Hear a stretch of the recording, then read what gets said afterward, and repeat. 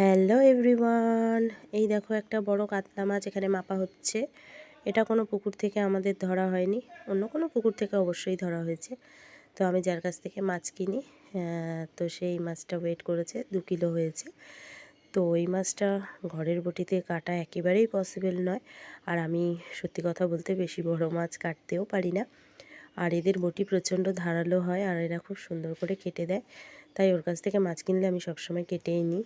আর দেখো কত সুন্দর করে একদম হাতে একটা কাঠের কি নিয়ে টুকে টুকে পাখনাগুলোকে কি সুন্দরভাবে কেটে দেবে।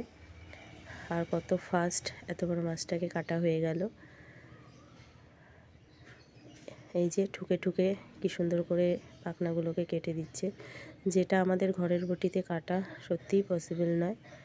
ওই যে কটা আমুদে মাছ, এটা আমাকে এই মাছের সাথে ফ্রি দিয়েছে।